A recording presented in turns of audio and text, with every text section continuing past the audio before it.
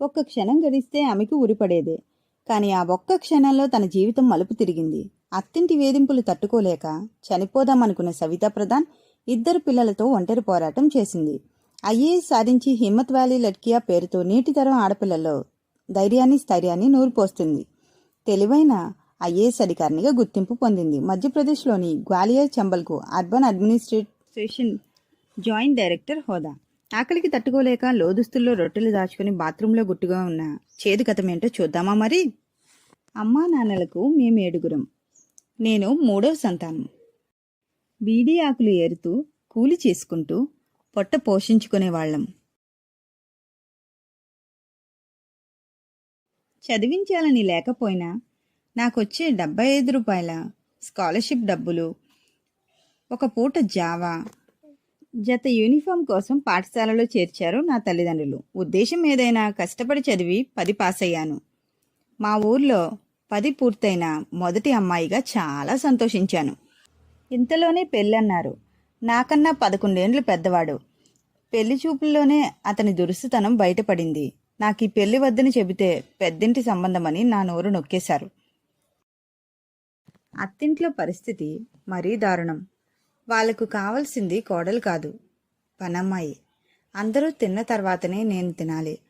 ఒకవేళ ఏమీ మిగలకపోతే మళ్ళీ వండకూడదు, నలుగురిలోకి రాకూడదు, తల మీద చెంగు తీయకూడదు, నవ్వకూడదు, టీవీ చూడకూడదు. ఎదురు తిరిగితే రక్తం కారేలా కొట్టేవారు నా భర్త. నవ్వడం ఎప్పుడో మర్చిపోయాను.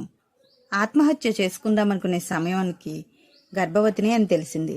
అలాంటి సమయంలో కూడా సరిగా తిండి పెట్టేవారు కాదు. దాంతో ఆకలికి తట్టుకోలేక 4 రొట్టెలు దొంగిలించి లోదుస్తుల్లో దాచుకుని రహస్యంగా స్నానాల గదిలో తినేదాన్ని. ఇవన్నీ అమ్మకు చెబితే ఒక బిడ్డ పుట్టాక అంతా సర్దుకుంటుందిలే అంది. 2 పుట్టారు, యజుషు అదర్వు. పరిస్థితిలో ఏ మార్పు లేదు.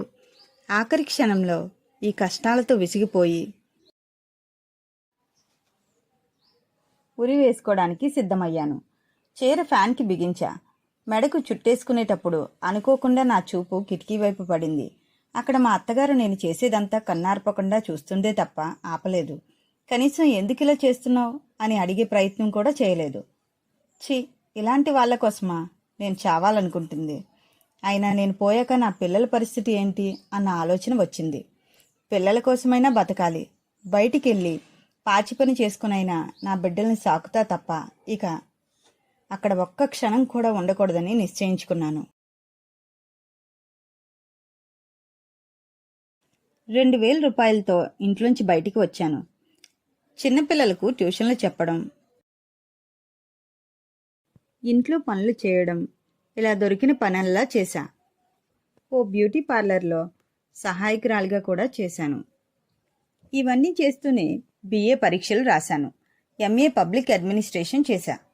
University first. కొన్ని రోజులకి అమ్మ సాయం కూడా తోడయ్యింది. చిన్న ఉద్యోగం వస్తే చాలనుకుని దినపత్రికలు తిరగేస్తుంటే UPSC నోటిఫికేషన్ కనిపించింది. అందులో నాకు మొదట కనిపించింది మంచి జీతమే. ఎంత కష్టమైనా సాధించాలని గట్టిగా అనుకున్నా. రేయింబవళ్ళు చదివి మొదటి ప్రయత్నంలోనే విజయం సాధించాను. 24 ఏళ్లకి చీఫ్ మున్సిపల్ ఆఫీసర్ నయ్యాను. నా జీవితమే ఒక పాఠంగా. ఇల్లొదిలి వచ్చినా నా కాళ్లపై నేను నిలబడినా నా భర్త వేధింపులు తగ్గలేదు. ఎక్కడుంటే అక్కడికి వచ్చి కొట్టేవాడు. ఆఖరికి పోలీసులకు ఫిర్యాదు చేసి అతని నుంచి విడాకులు తీసుకున్నాను. నాకు నచ్చిన హర్షాని 2వ వివాహం చేసుకున్నాను. నాలా మౌనంగా బాధలు భరించే ఆడపిల్లల కోసం హిమ్మత్ వాలీ లడ్కియా బ్రేవ్ గర్ల్స్ పేరుతో యూట్యూబ్ ఛానల్ మొదలుపెట్టా.